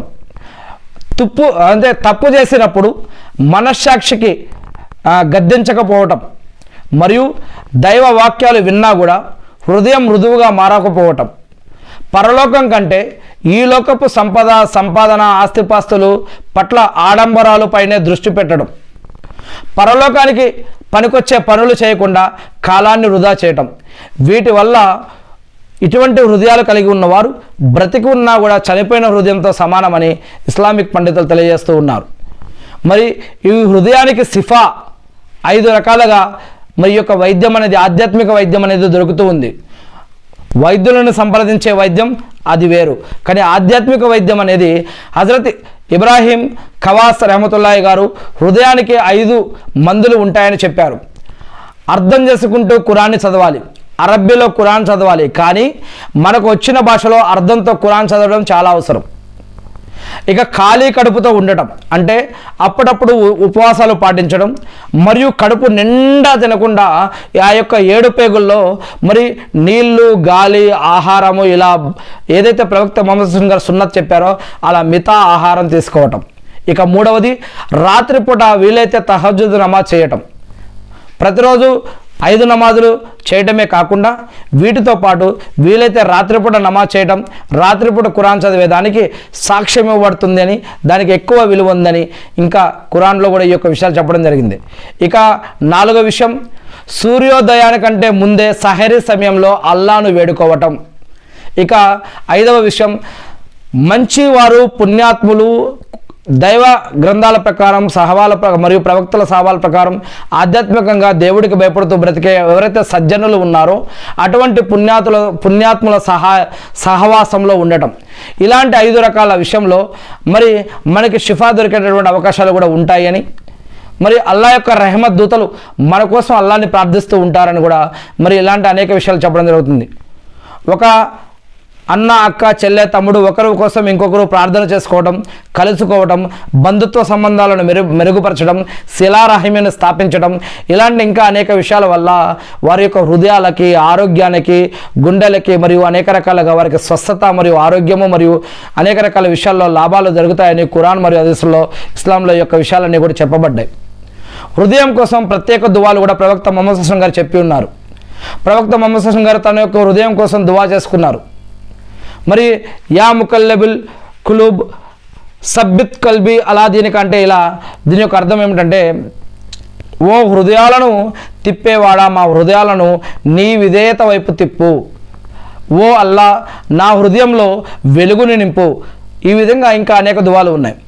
ఇస్లామీయ భాషలో హృదయ వ్యాధులు అంటే కేవలం శరీరానికి సంబంధించినటువంటి వ్యాధులే కాదు, BP, sugar, heart attack, stent అవి ఇవే కాకుండా ఇంకా అనేక రకాల ఆధ్యాత్మిక డిసీజెస్ ఉంటాయి అని ఇస్లాం చెప్తూ ఉంది. మనిషి ఆత్మను మరియు పరలోక జీవితాన్ని నాశనం చేసే ఆధ్యాత్మిక వ్యాధులు, వీటిని ఖురాన్లో ఫీ కులూబిహిమ్ మరద్ అంటే వారి హృదయాలలో ఒక వ్యాధి ఉంది అని ఖురాన్ చెప్తూ ఉంది. ఇస్లాం ప్రకారం అత్యంత ప్రమాదకరమైన హృదయ వ్యాధులు మరియు వాటి పరిష్కారాలు ఏమిటి అంటే అసూయ, గర్వం, ప్రదర్శన బుద్ధి, కపటం, నిఫాక్ ఇలాంటివి కొన్ని హృదయానికి సంబంధించినటువంటి రోగాలు. మరి ఇతరులకు ఉన్న సుఖాలను లేదా విజయాలను చూసి ఓర్చుకోకపోవడం అసూయ. మరి ఇది ఎంత ప్రమాదం అంటే ఎలాగైతే అగ్ని కట్టెలను ఎలా కాల్చివేస్తుందో అసూయ మనిషి చేసిన పుణ్యాలను అలానే కాల్చివేస్తుంది అని ప్రవక్త ముహమ్మద్ సల్లల్లాహు అలైహి వసల్లం గారు హెచ్చరించారు. మరి దీనికి పరిష్కారం ఏంటి? ఎదుటి వారికి మేలు కలగాలని అల్లాను కోరుకోవటం మరియు మాషా అల్లా అనటం లేదా సుబ్హాన్ అల్లా, అల్హమ్దుల్లా అని చెప్పడం ఇలాంటివి అలవాటు చేసుకోవాలి. వేరే వాళ్ళని దేవుడు వారికి కొన్ని ఇచ్చి పరీక్షిస్తాడు, కొన్ని తీసుకొని పరీక్షిస్తాడు. మనకి కొన్ని ఇచ్చి పరీక్షిస్తాడు, మనకి కొన్ని తీసుకొని పరీక్షిస్తాడు. వేరే వాళ్ళతో మనం పోల్చుకొని జీవించడం సరైన పద్ధతి కాదు. వారి దగ్గర ఏమైనా ఉండని, ఏమైనా లేకపోని, సంపాదన, ఆస్తిపాస్తులు, ఐశ్వర్యము, గౌరవము, అధికారము, లేదా భార్య లేదా పిల్లలు లేదా భర్త లేదా కుటుంబము లేదా ఇల్లులు లేదా ఇంకేదైనా కొంతమందికి ఇచ్చి కొంతమందికి తీసుకొని, కొంతమందికి ఇచ్చి తీసుకొని, కొంతమంది ఇవ్వకుండా రకరకాలుగా పరీక్షిస్తానని చెప్తూ ఉన్నాడు. ఎవరిని ఎలా ఉంచాలి, ఎక్కడ ఉంచాలి, ఎలా పరీక్షించాలో ఆయన ఇష్టం. మరి వేరే వాళ్ళ దగ్గర ఉన్నవి చూసి మన దగ్గర ఉన్నవి చూసి వాళ్ళు అసూయ, గర్వము ఇటువంటివి పడకూడదు. ఇవన్నీ కూడా దేవుడు ఎవరికి ఎలా ఇస్తాడో వాటి ప్రకారం మళ్ళీ జడ్జిమెంట్ ఇస్తాడని ఇవన్నీ కూడా తెలుసుకొని మనం అసూయ పడకూడదు. ఇక గర్వం అంటే కిబ్ర్, తన్ను తాను గొప్పగా ఊహించుకోవటం మరియు ఇతరులను తక్కువగా చూడటం, ఇది గర్వంలోకి వస్తుంది. ఈ యొక్క గర్వంతో అనేక రకాల కామెడీ షోలు, ఎంటర్టైన్మెంట్ ప్రోగ్రాములు, ఇతరులను కించపరచడం, వారిని హేళన చేయటం, అది ఇతరులను ఇబ్బంది పెట్టడం, ఇది ఒక మజాకులుగా, ఒక ఆట వస్తువుగా, ఒక పరువు తీయటంగా, వీటిని ఎంజాయ్మెంట్గా, ఒక టైంపాస్గా చేస్తున్నటువంటి విషయాలు ఈనాడు మనం టీవీలో కానీ, మొబైల్లో కానీ, రీల్స్లో కానీ, బయట కానీ, ఇంట్లో కానీ, స్నేహితుల్లో కానీ, చుట్టాలలో కానీ, ఇంకా అనేక రకాల విషయాల్లో ఈ యొక్క గర్వం అనేది మనలో పెట్టుకొని ఇతరులకి కించపరిచే, నష్టపరిచే, బాధపరిచే, అవమానపరిచే, ఇబ్బంది పెట్టే అనేక కార్యక్రమాలని ఈనాడు మనం ఎంటర్టైన్మెంట్, టైంపాస్, కామెడీ ప్రోగ్రాంలుగా మనం చూస్తూ ఉన్నాం, చేస్తూ ఉన్నాం. అంతేకాకుండా మనకంటే వారు తక్కువ, వారి దగ్గర లేని మన దగ్గర ఏదో ఉందని చెప్పుకోవడం కోసం, నేను అది సాధించా, ఇది సాధించా, అది ఉంది, ఇది ఉందని చెప్పుకోవడం కోసం ఇలా చేసే ఏదైతే గర్వం ఉందో ఇది చాలా ప్రమాదకరమైనది. ఈ యొక్క గర్వం, అహంకారం చాలా ప్రమాదకరమైనవని, ఎవరి హృదయంలో ఆవగించంత అయినా సరే గర్వం ఉంటుందో వారు స్వర్గంలో ప్రవేశించలేరు అని ప్రవక్త ముహమ్మద్ సల్లల్లాహు అలైహి వసల్లం గారు చెప్పారు. అల్లాహు అక్బర్. మరి దీనికి పరిష్కారం మనం కేవలం మట్టితో సృష్టించబడ్డామని గుర్తుపెట్టుకోవాలి. మనకున్నవన్నీ అల్లా ప్రసాదించినవే అని గుర్తుపెట్టుకోవాలి. మన ఇతరులతో పోల్చుకొని ఇతరులని కించపరచొద్దు, అవమానపరచొద్దు. అసలు మనం ఖర్చు పెట్టినవి కానీ మన నమాజులు, ఉపవాసాలు, సదకా ఖైరాతులు, జకాతులు, హజ్జుమ్రాలు, దాన ధర్మాలు అసలు అల్లా స్వీకరించాడో లేదో అవి మాలిక్ యౌమిద్దీన్ అయినటువంటి అల్లాకు మాత్రమే తెలుసు. మరి మనం ఎన్ని హజ్జులు, ఉమ్రాలు, నమాజులు, ఉపవాసాలు చేసినా కూడా మన దగ్గర ఆస్తిపాస్తులు ఉన్నా లేకున్నా కూడా గర్వపడొద్దు. సాదాసీదాగా సింపుల్గా జీవించాలి. ఎందుకంటే మన యొక్క ఆరాధనలు దేవుడి వద్ద స్వీకరింపబడ్డాయో లేదో కూడా తెలియదు. మరి ఇక ప్రదర్శనా బుద్ధి, దికావా, ఏదైనా పుణ్యకార్యం అల్లా కోసం కాకుండా ప్రజలు మెచ్చుకోవాలని చేస్తే గనక దీనిని ఒక చిన్న షిర్క్ అని అంటారు. ఇవన్నీ ఇట్లా ఇతరులని చూపించాలని చేసే పుణ్యకార్యాల కోసం ప్రయత్నించేవి వారి ముఖాన కొట్టడం జరుగుతుంది. ఖురాన్లో మరి 107 సూరా అల్-మాఊన్లో కూడా చెప్పడం జరుగుతుంది. రహస్యంగా దాన ధర్మాలు చేయడం మరియు అల్లా మాత్రమే మనల్ని చూస్తున్నాడని భావిస్తూ మరి ఏదైనా కార్యం చేయడం అన్నమాట. ఇక కపటం అంటే నిఫాక్, మనసులో ఒకటి ఉంచుకొని బయటకు మరొకటి మాట్లాడటం, ఇది హృదయాన్ని పూర్తిగా నిర్జీవం చేస్తుంది. ఇక హృదయం రోగగ్రస్తం కావడానికి ప్రధానంగా 3 కారణాలు ఉంటాయి. అతిగా మాట్లాడటం, కంటి చూపును అదుపు చేసుకోవటం మరియు హరాం సంపాదన, ఆహారంగా సంపాదించుకోవడం, సంపద కూడబెట్టడం, వాటిని తినటం లేదా కూడబెట్టడం. వీటి వల్ల హృదయానికి మరి ఎక్కువగా రోగాలు వచ్చేటటువంటి అవకాశం ఉంటుంది. అవసరమైన మాటలు హృదయాన్ని కఠినతరం చేస్తాయని, అతిగా మాట్లాడటం మరియు కంటి చూపు మన ఏదైతే కామంతో, ఆశతోటి, క్రూరత్వంతో, కుట్రకుతంత్రాలతోటి, అసూయతోటి ఏ రకంగా సరే ఇతరుల మీద చేసే ఇటువంటి రకరకాలుగా చేసే చూపులు, వీటి ద్వారా కూడా మన హృదయంలో రోగం అనేది పెరుగుతుంది. నిషిద్ధమైన దృశ్యాలు హృదయంలో విషపు బాణాల్లో పనిచేస్తాయని, అందుకే మొదటి చూపు మీది, రెండవ చూపు సైతాంది అని ప్రవక్త మొహమ్మద్ సల్లం గారు చెప్పడం జరిగింది. ఇక హరాం సంపాదన అంటే, హరాం అంటే ఏమిటి? హరాం అంటే ఇస్లామిక్ భాషలో హరాం అంటే దేవుడు నిషేధించిన వాటిని హరాం అంటారు. దేవుడు ఏదైతే పాపం, నేరం, ఘోరం, మోసం, అబద్ధాలు, అక్రమం, అన్యాయం ఇవన్నీ కూడా హరాం అని చెప్పడం జరిగింది. మన మూలంగా ఇతరులు నష్టపోయేవి, మన మూలంగా ఇతరులు నాశనం అయ్యేవి, అటువంటి పనుల ద్వారా సంపాదించినవన్నీ కూడా హరామే. ఇతరుల యొక్క కుటుంబానికి, బంధుత్వానికి, సమాజానికి నాశనం అయ్యేటటువంటి అటువంటి కారోబార్లు, బిజినెస్లు, జాబులు ఇవి కూడా అన్నీ హరామే. మరి ఇటువంటి పద్ధతుల ద్వారా మనం సంపాదించి కూడబెట్టినా కూడా ఇవన్నీ కూడా నిషిద్ధ మార్గాల్లో వచ్చే ఆహారమే. ఇదంతా కూడా అటువంటి ధనం సంపాదనే. ఈ యొక్క నిషిద్ధ మార్గాల్లో వచ్చే, హరాం పద్ధతిలో వచ్చే ఆహారము, సంపాదన ఇవన్నీ కూడా హృదయంలోని భక్తిని చంపేస్తాయి, దేవుని యొక్క నూరుని హృదయం నుంచి తీసివేస్తాయని మరి ఇస్లాం తెలియజేస్తూ ఉంది. ఎవరైతే హరాం సంపాదన ద్వారా ఎన్ని నమాజులు, ఉపవాసాలు, సదకా ఖైరాతులు, జకాతులు, అజుమ్రాలు, దాన ధర్మాలు చేసినా కూడా అవి దేవుని వద్ద స్వీకరించబడవు అని ఖురాన్ మరియు హదీసులు తెలియజేస్తూ ఉన్నాయి. ఇక ఆధ్యాత్మిక వైద్యం అంటే ఖురాను ప్రకారం హృదయ వ్యాధులకు అల్లా పంపిన మందు ఖురాను మరియు జికర్. ఖురాన్ చదవటం మరియు దేవుణ్ణి స్మరించడం, సుబ్హానల్లా, అల్హమ్దులిల్లా, అల్లాహు అక్బర్, లా ఇలాహా ఇల్లల్లా, ముహమ్మద్ రసూలుల్లాహ్ మరియు ఇంకా ఇన్నా లిల్లాహి వ ఇన్నా ఇలైహి రాజిఊన్, అస్తగ్ఫిరుల్లా, అల్లాహుమ్మా ఇన్నక అఫూన్ తుహిబ్బుల్ అఫ్ఫాఫు అని ఇలా ఇంకా అనేక రకాల జికర్ వాక్యాలు ఏవైతే ఉన్నాయో అవన్నీ కూడా స్మరించడం. ప్రతి అడుగులో, కూర్చున్నప్పుడు, పడుకునేటప్పుడు, పనిచేస్తున్నప్పుడు కూడా ఈ యొక్క జికర్ అనేది చేయడం వల్ల ఖురాన్ చదవడం, ఖురాన్ వాక్యాలు గుర్తు తెచ్చుకోవడం, దువా చేసుకోవడం, ప్రార్థన చేయడం, ప్రతిరోజు 5 నమాజులు చేయడం ఇవన్నీ వీటి ద్వారా హృదయ వ్యాధుల నుంచి రక్షణ పొందే మార్గమని, ఇదంతా కూడా ఆధ్యాత్మిక వైద్యం అని చెప్పడం జరుగుతూ ఉంది. మరియు హృదయాన్ని శుద్ధి చేసే కొన్ని మార్గాలలో తజ్కియా ఒకటి అని ఇంతకుముందు మనం చెప్పుకోవడం జరిగింది. ప్రతి పని అల్లాను సంతృప్తి కోసమే చేయాలి. మంచి వారితో స్నేహం చేస్తే వారి యొక్క గుణాలు మనకు అబ్బుతాయి. హృదయం ఎప్పుడు మంచి మార్గంలో ఉండాలి అని అల్లాను వేడుకుంటూ ఉండాలి. అల్లాని, ఓ అల్లా, మేము విశ్వాసులుగా ఉండగానే మాకు మరణాన్ని ప్రసాదించు, ముస్లింలుగా ఉండగానే మాకు మరణాన్ని ప్రసాదించు అని మనం దేవుణ్ణి అనుక్షణం ప్రార్థిస్తూ ఉండాలి. ఎప్పుడు, ఎక్కడ, ఏ రోజు, ఏ క్షణం ఎలా మరణిస్తామో ఆ యొక్క దేవుడికి తప్ప ఎవరికి తెలియదు. అందుకే మనం విశ్వాసులుగా ఉండగానే మరణాన్ని ప్రసాదించమని, మరణించే వారికి మనం హృదయంలో విశ్వాసాన్ని పెట్టమని ఆ యొక్క దేవుణ్ణి ప్రార్థిస్తూ ఉండాలని ఖురాన్ మరియు హదీసులు చెప్తూ ఉన్నాయి. ఇక ఇస్లామీయ పరిజ్ఞానం ప్రకారం మనిషి యొక్క ఉనికిలో హృదయం, కల్బ్ అనే మెదడు మరియు నఫ్స్. మనిషి లోపల హృదయం అనేది గుండె ఉంటుంది, మెదడు ఉంటుంది, నఫ్స్ కూడా ఉంటాయి. ఈ 3 వేరువేరు కీలక శక్తులు. వీటి మధ్య నిరంతరం మన లోపల యుద్ధం జరుగుతూనే ఉంటుంది. ఈ యొక్క వేరువేరు కీలక శక్తులు వీటి మధ్య సమన్వయం ఉన్నప్పుడే మనిషి ఒక పరిపూర్ణమైన ఒక ముస్లింగా, ఒక విశ్వాసిగా, ఒక దేవుని యొక్క భక్తుడిగా జీవించగలడు. మరి ఆ మనిషిలో ఉన్న 3 శక్తుల గురించి కల్బ్ ఒకటి, అక్ల్ మరియు నఫ్స్. వీటి గురించి చూసినట్లయితే కనుక హృదయం చాలా విషయాలను నేర్పిస్తూ ఉంది. మరి ఈ యొక్క హృదయంతో మనం ఎలా ఉన్నాం, ఎలాంటిది అని ఆధ్యాత్మికంగా మనం తెలుసుకోవాల్సిన అవసరం ఉంది. కల్బ్ అంటే హృదయం, ఇది ఒక రాజు లాంటిది. గుండె అనేది మనిషికి ఒక రాజు లాంటిది.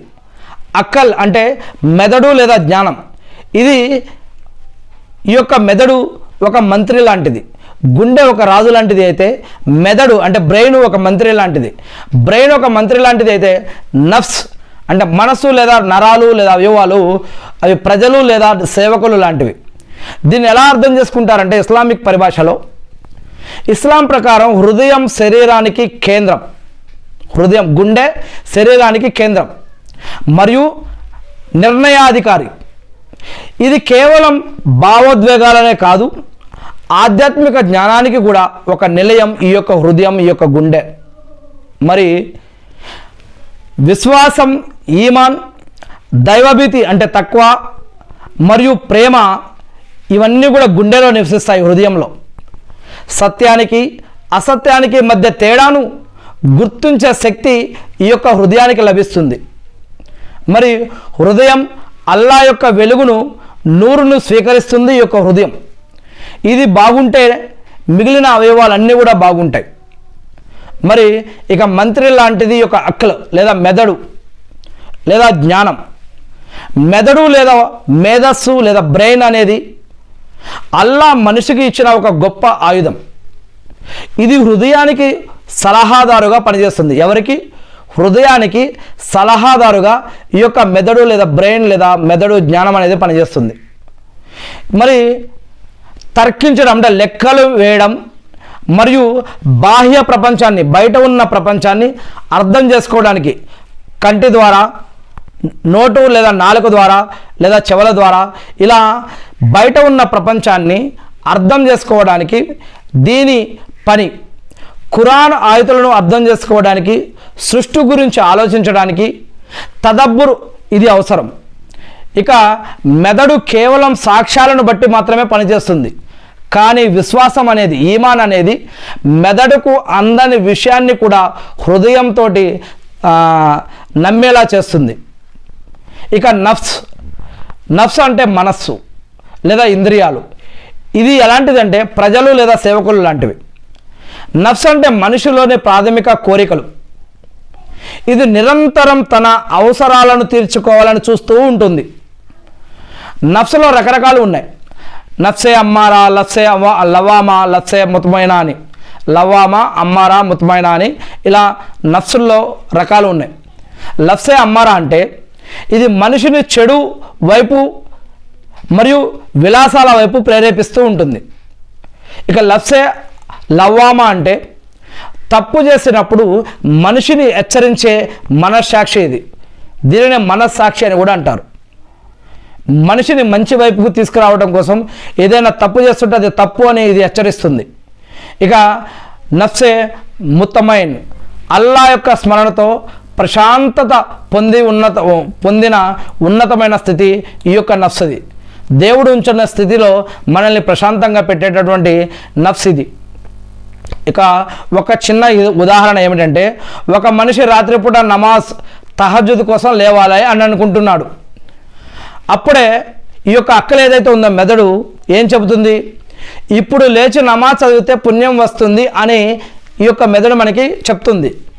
అంతలో మన యొక్క నఫ్స్ ఏం చేస్తాయి? మన యొక్క కోరికలు, ఇంకా కాసేపు పడుకో, నిద్ర చాలా హాయిగా ఉంటుంది అని ఆశ చూపిస్తాయి ఈ యొక్క వసవస, ఈ యొక్క నఫ్సులో.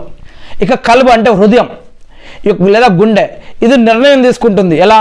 హృదయంలో అల్లా పట్ల ప్రేమ ఎక్కువగా ఉంటే గనక అది మెదడు మాట విని నఫ్సుని అదుపు చేసి మనిషిని నమాజ్ కోసం లేపుతుంది.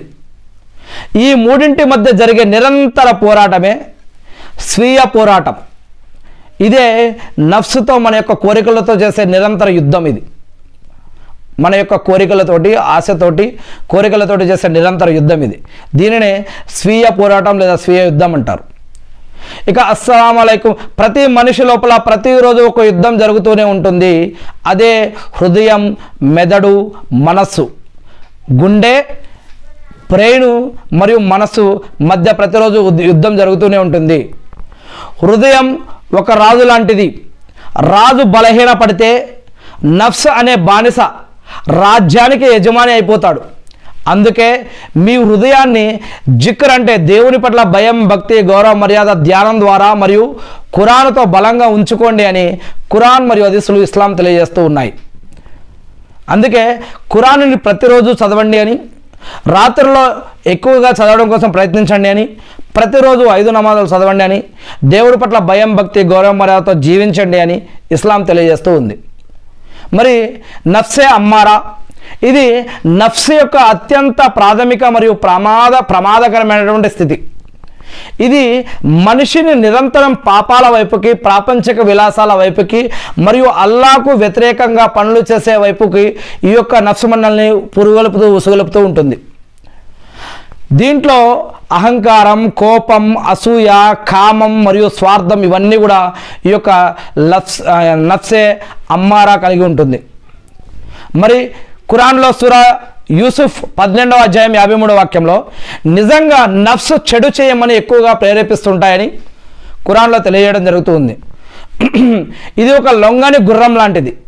దీనిని అదుపు చేయకపోతే కనుక మనిషిని ఇది నాశనం చేస్తుంది.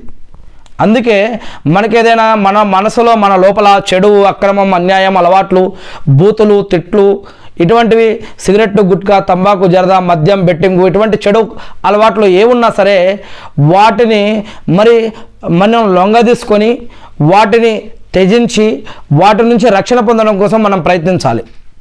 మరి దీనికోసం ఖురాన్ చదవడం, ప్రార్థన చేయడం, నమాజ్ చదవడం, మరి దేవుణ్ణి ప్రార్థించడం వల్ల ఇటువంటి వాటి నుంచి రక్షణ లభిస్తుందని ఈ యొక్క సూరా యూసుఫ్ 12వ అధ్యాయం 53వ వాక్యం ద్వారా మనకు అర్థమవుతుంది. ఇక నఫ్సే లవ్వామా, ఇది నిందించే మనసు. ఇది మనల్ని నిందిస్తుంది. ఏమని? మనం ఏదైనా తప్పు చేస్తున్నా, తప్పుడు నిర్ణయం తీసుకున్నా, పాపం చేస్తున్నా, పాపపు కార్యం చేస్తున్నా, తప్పుడు మార్గంలో వెళ్తున్నా, ఇది మనల్ని నిందిస్తుంది, హెచ్చరిస్తుంది. దీనినే మనం సాధారణ భాషలో మనస్సాక్షి అని అంటాం. మనిషి ఏదైనా తప్పు చేసేటప్పుడు అతన్ని లోపల నుంచే ఇది గద్దిస్తూ ఉంటుంది. మరి తప్పు చేసినప్పుడు బాధపడటం, పశ్చాత్తాపం, తోబా చెందడం, తనను తాను దిద్దుకోవాలని ఈ యొక్క మనసు లవ్వామా అనేది ఎప్పుడు మనల్ని ఎంకరేజ్ చేస్తూ ఉంటుంది. నీవు దేవుణ్ణి ఎంపటినే క్షమాపణ అడుగు, పాప విమోచన పొందు, పశ్చాత్తాపం పొందు, ఆ పాపం జోలికి వెళ్ళకు, ఆ తప్పు చేయకు అని మనల్ని హెచ్చరిస్తూ ఉంటుంది. ఇక ఖురాన్లో సూరా అల్ కియామా 75వ వాక్యం 75వ సూరా 2వ వాక్యంలో నిందించే ఆత్మ నఫ్సుపై నేను ప్రమాణం చేస్తున్నాను అని చెప్పడం జరుగుతుంది. మరి ఇది ఒక ముస్లింకు ఉండాల్సిన కనీస స్థితి. ఇది మనిషిని పూర్తిగా పాపాల్లో మునిగిపోకుండా కాపాడుతుంది. అందుకే ఒక హదీసులో చెప్పడం జరుగుతుంది. ఏమిటి అంటే, మీరు 3 విషయాలు గుర్తుపెట్టుకోవాలి. ఏదైనా పాపం, నేరం, అక్రమం, అన్యాయం, ఘోరం జరుగుతూ ఉంటే మీకు కనుక శక్తి ఉంటే శాయశక్తులా దాన్ని ఆపడం కోసం ప్రయత్నించండి. ఒకవేళ అలా చేయలేకపోతే కనీసం నోటి ద్వారానైనా అది తప్పు, పాపం, నేరం, ఘోరం, మోసం అని మీరు వారికి చెప్పండి. అలా నోటి ద్వారా కూడా చెప్పలేకపోతే కనీసం మీరైనా మీ మనసులో, మీ హృదయంలో దానిని తప్పుగా, నేరంగా, లేదా మోసంగా, లేదా అబద్ధంగా, లేదా అన్యాయం, అక్రమంగా మీరు తెలుసుకొని, మీరు భావించి, మీరు ఆలోచించి అటువంటి పనులకి మీరైనా సరే దూరంగా ఉండండి అని ఇలా చెప్పడం జరుగుతూ ఉంది. అల్లాహు అక్బర్. ఇక నఫ్సే ముత్మైన్ అంటే ప్రశాంతమైన మనసు. ఇది నఫ్స్ యొక్క అత్యున్నత స్థితి. ఈ స్థితిలో ఉన్న మనిషి అల్లా విధేయతలో పూర్తి సంతృప్తిని, ప్రశాంతతను పొందుతాడు. అల్లా ఏ స్థితిలో అతన్ని ఉంచితే ఆ స్థితిని అతను ఇష్టపడతాడు. ఆ స్థితిలో అతను అల్లాని ఆరాధించడం కోసం నమ్ముతాడు, ఇష్టపడతాడు. లోకంలో కష్టాలు, నష్టాలు, బాధలు, ఇబ్బందులు ఎన్ని ఉన్నా సరే ఇవన్నీ కూడా దేవుడి తరపున అతడు అనుభవిస్తూ, దేవుడు నన్ను ఇలా ఉంచి పరీక్షిస్తున్నాడు అనే ఉద్దేశంతో అతడు జీవిస్తూ ఉంటాడు. అందుకే ఖురాన్లో మరియు హదీసుల్లో ఒక విషయం చెప్పడం జరుగుతుంది. అల్లా ఇస్తే ఎవరూ ఆపలేరు, అల్లా ఆపితే ఎవరు ఇవ్వలేరు. అల్లా ఎవరికైనా ఏదైనా ఇవ్వాలనుకుంటే ఎవరూ ఆపలేరు. అల్లా ఎవరికైనా ఏదైనా ఆపాలనుకుంటే వారికి ఎవరు ఇవ్వలేరు. అల్లా ఎవరికైనా సన్మార్గం ప్రసాదించాలంటే ఎవరు అతన్ని అపమార్గం పట్టించలేరు. అల్లా ఎవరినైనా అపమార్గం పట్టించాలంటే వారిని ఎవరు సన్మార్గానికి తేలేరు. అల్లా ఇస్తే ఎవరు ఆపలేరు, అల్లా ఆపితే ఎవరు ఇవ్వలేరు. అందుకే ఎవరిని ఏ స్థితిలో ఎక్కడ ఎలా ఉంచాలో అది కూడా అంతా ఆయన మరి అల్లా ఇష్టం. కాబట్టి లోకంలో ఎన్ని కష్టాలు, నష్టాలు, బాధలు, ఇబ్బందులు వచ్చినా కూడా అతన్ని అల్లా నుండి మరి దూరం చేయలేవు. ఇటువంటి ముతమైన్ అనేటటువంటి మనస్తత్వం కలిగిన వారు మరి అల్లా నుంచి అటువంటి భక్తుల్ని ఎవరు దూరం చేయలేరు. మరి ఆ యొక్క అటువంటి భక్తులకి అచంచలమైన విశ్వాసం ఉంటుంది. దేవుడి పట్ల ఘోరమైన నమ్మకం ఉంటుంది, ఈమాన్ ఉంటుంది, సహనం వహిస్తారు, సబరు పాటిస్తారు. ఎన్ని కష్టాలు, నష్టాలు, బాధలు, ఇబ్బందులు వచ్చినా కూడా ఆత్మహత్యలు చేసుకోకుండా, అక్రమం, అన్యాయం, మోసము, ఘోరం, లంచం ఇటువంటి వాటి జోలికి వెళ్లకుండా, మత్తు పదార్థాలు, చెడు అలవాట్ల జోలికి వెళ్లకుండా, ఇతరులను ఇబ్బంది పెట్టకుండా ఓపిక పడతారు. అదేవిధంగా శుక్రు వారికి ఉంచిన స్థితిలో దేవుణ్ణి కృతజ్ఞత చేస్తూ ఆరాధనలో కూడా చేస్తూ ఉంటారు. మరి పూర్తిగా వారు ప్రశాంతతగా ఉంటారు. ఇక ఖురాన్లో సూరా అల్ ఫజ్ర్లో 89వ అధ్యాయం 27-28 వాక్యాల్లో ఓ ప్రశాంతత పొందిన ఆత్మ నీ ప్రభువు వైపుకు మల్లు అని ఈ విధంగా చెప్పడం జరుగుతుంది. ఇది ఎక్కువగా ఇటువంటి మనసు ప్రవక్తలు, వలీలు మరియు సజ్జనులు మరియు దేవుడి పట్ల భయం భక్తి గౌరవం కలిగిన వారు మరియు తర్జుమాతో అర్థంతో గ్రంథాన్ని చదివేవారు మరి ఇలాంటి ఇంకా దేవుడి పట్ల దేవుని భక్తులకి ఇటువంటి స్వభావం మనసు కలిగేటటువంటి వారు ఉంటారు ఎక్కువగా. వీరికి స్వర్గం గురించి సువార్త కూడా ఇవ్వటం కూడా జరిగింది ఖురాన్లో. ఒక అమ్మారా లవామా ముత్మయిన్ గురించి అమ్మారా అనేది శత్రువు లాంటిది, పాపాలు చేస్తూ ఆనందిస్తూ ఉంటుంది. లవ్వామా అనేది గురువు లాంటిది, తప్పు చేస్తే పశ్చాత్తాపడి తిరిగి వస్తాడు. మరి ముత్తమైన అనేది మిత్రుడు లాంటిది, అల్లా స్మరణలో ప్రదర్శిస్తాడు. ఏది ఏమైతేనేమి నేను ఆ సృష్టికర్త అయిన అల్లాని ప్రార్థిస్తూ ఉన్నాను. అల్లా, మీరు ఏ ఉద్దేశంతో అయితే మాకు ఈ యొక్క రూపాన్ని, ఈ యొక్క గుండెని, ఈ యొక్క కళ్ళని, ఈ యొక్క చెవులని, ఈ యొక్క నోరిని, ఈ యొక్క శరీర భాగాల్ని మాకు ఇచ్చి ఉన్నారో అల్లా, దీన్ని బట్టి మీకు స్తుతి స్తోత్రాలు వల్ల అల్హమ్దులిల్లా, సుబ్హాన్ అల్లా, అల్లాహు అక్బర్. అల్లా, మమ్మల్ని సృష్టించి నడిపిస్తూ ఉన్నటువంటి వల్ల, మమ్మల్ని కనిపెట్టుకున్నటువంటి వల్ల, అల్లా మాకు కావాల్సిన ఉపాధిని, బరకత్ని, రక్షణని, సహాయాన్ని మాకు ప్రసాదిస్తూ ఉన్నటువంటి వల్ల, మిమ్మల్ని స్తుతిస్తూ అర్జిస్తూ ఆరాధిస్తూ ఉన్నాం వల్ల, మిమ్మల్ని ఆరాధించడం కోసం మేము ఇష్టపడుతూ ఉన్నాం వల్ల. అల్లాహు అక్బర్. అల్లా, ఇబ్రాహీం అలైహిస్సలాం గారిపైన, ఆయన కుటుంబ సభ్యులపై, ఆయన ఉమ్మతపైన శాంతి సేవకాలు కురిపించిన విధంగా అల్లా ప్రవక్త ముహమ్మద్ సల్లల్లాహు అలైహి వసల్లం గారిపైన, ఆయన కుటుంబ సభ్యులపైన, ఆయన ఉమ్మతపైన శాంతి సేవకాలు కురిపించి మకామే ముహమ్మద్కు ప్రవక్తగాన్ని వారసును చేసి అంతిమ దినం రోజు వసలతా స్థానాన్ని ప్రవక్త ముహమ్మద్ సల్లల్లాహు అలైహి వసల్లం గారికి ప్రసాదించడం వల్ల. ఆమీన్. అల్లాహు అక్బర్. అల్లా, మీరు ఈ సృష్టిలో సృష్టించిన అన్ని ఆపదల నుంచి మమ్మల్ని రక్షించడం వల్ల, అల్లా షిర్కు నుంచి, బిదాత్ నుంచి, హరాం నుంచి, సైతానుల నుంచి, జిన్నాతుల నుంచి, మానవులు చేసే ఆగడాల నుంచి, కుట్రకుతంత్రాల నుంచి, అవమానాల నుంచి, అప్పుల నుంచి, ఆకలి దప్పకల నుంచి. అల్లాహు అక్బర్. అల్లా, వీటిలన్నిటి నుంచి మమ్మల్ని రక్షించండి వల్ల, షిర్కు నుంచి, వడ్డీ నుంచి, తప్పుల నుంచి, పాపాల నుంచి, లంచాల నుంచి, అక్రమాల నుంచి, అవిశ్వాసాలు చేసేటటువంటి ఇబ్బందుల నుంచి మమ్మల్ని, మీ యొక్క దాసులందరినీ కూడా కాపాడడం వల్ల. అల్లా, ఏ హృదయం అయితే, ఏ దాసుడైతే మిమ్మల్ని శారీరకంగాను, ఆధ్యాత్మికంగాను, ఆరోగ్యపరంగాను, సంపద పరంగాను, సంపాదన పరంగాను, సమయపరంగాను, బలపరంగాను మిమ్మల్ని ఏ హృదయం, ఏ మనిషి ఎక్కడి నుంచి ఎలా ఆరాధిస్తూ ఉన్నాడో దాంట్లో మరణించిన నీ యొక్క దాసులు, బ్రతికి ఉన్నారు, రాబోవారు, ఇటువంటి నీ యొక్క దాసులందరి తరపున నేను మిమ్మల్ని ప్రార్థిస్తూ ఉన్నాను వల్ల మా అందరి యొక్క పాపాలు క్షమించి మా అందరికీ కూడా స్వర్గ భాగ్యాన్ని ప్రసాదించండి. మీ యొక్క రెహమత్తోటి, కరుణతోటి మమ్మల్ని కాపాడడం వల్ల మా యొక్క పాపాలను క్షమించండి. మా యొక్క ఉపవాసాలు, నమాజులు, సదకా ఖైరాతులు, జకాతులు, హజ్జుమ్రాలు, దాన ధర్మాలు, ఆరాధనలని, ప్రార్థనలని స్వీకరించడం వల్ల, మా ద్వారా జరిగిన తప్పులని క్షమించడం వల్ల, మీ యొక్క రెహమత్తో, కరుణతో మమ్మల్ని రక్షించి నరకం నుంచి కాపాడే స్వర్గ భాగ్యాన్ని ప్రసాదించడం వల్ల. ఆమీన్. అల్లా, మీరు సృష్టించిన సృష్టిలోని సైతానుల నుంచి, జిన్నాతుల నుంచి మమ్మల్ని రక్షించడం వల్ల, చెడుల నుంచి, దుష్టుల నుంచి, చేతబడి నుంచి, హరాం నుంచి మమ్మల్ని కాపాడడం వల్ల, ఈ యొక్క చెడు నఫ్సు, చెడు ఆలోచనలు, అనారోగ్యము, నఫ్సుకు సంబంధించిన, గుండెకి సంబంధించిన, మెదడుకు సంబంధించిన, నరాలకు సంబంధించిన, శరీరానికి సంబంధించిన అన్ని రోగాల నుంచి నేను మీ యొక్క రక్షణ వేడుకుంటూ ఉన్నాను వల్ల, ఎవరైతే ఈ యొక్క ప్రసంగం వింటున్నారో, ఇతరుల దాకా చేరుస్తూ ఉన్నారో, ఎవరైతే మిమ్మల్ని ఆరాధిస్తూ అర్జిస్తూ ఉన్నారో అటువంటి వారందరి తరపున కూడా నేను మిమ్మల్ని ఆరాధిస్తూ అర్జిస్తూ ఉన్నాను వల్ల. ఆమీన్. అల్లాహు అక్బర్. అల్లా, మీరు మాపైన ఏవైతే బాధ్యతలు పెట్టారో అవి నెరవేర్చడం కోసం కావాల్సిన ఉపాధిని, బరకత్ని, రక్షణని, సహాయాన్ని ప్రసాదించడం వల్ల. ఆమీన్. అల్లా, అన్ని కాలాల్లో ఉన్న నీ యొక్క ప్రవక్తలందరిపైన, వారి యొక్క సహాబాలందరిపైన, మీ యొక్క దాసులందరిపైన మరియు మీ యొక్క దూతలందరిపైన కూడా శాంతి సౌఖ్యాలు కురిపించడం వల్ల. ఆమీన్. అల్లా, ప్రవక్త ముహమ్మద్ సల్లల్లాహు అలైహి వసల్లం గారిపైన శాంతి సౌఖ్యాలు కురిపించి మకామే ముహమ్మద్కు ప్రవక్త గారిని వారసుని చేసి అంతిమ దినం రోజు వసలతా స్థానాన్ని ప్రవక్త ముహమ్మద్ సల్లల్లాహు అలైహి వసల్లం గారికి ప్రసాదించడం వల్ల. ఆమీన్. అల్లా, మీరు మాపై ఉంచిన బాధ్యతలు నెరవేర్చడం కోసం కావాల్సిన ఉపాధిని, బరకత్ని, రక్షణని, సహాయాన్ని మాకు ప్రసాదించడం వల్ల. ఆమీన్. అల్లాహు అక్బర్. అషదు అన్న లా ఇలాహు ఇల్లల్లాహు వా అషదు అన్న ముహమ్మదన్ అబ్దుహు వా రసూలుహు.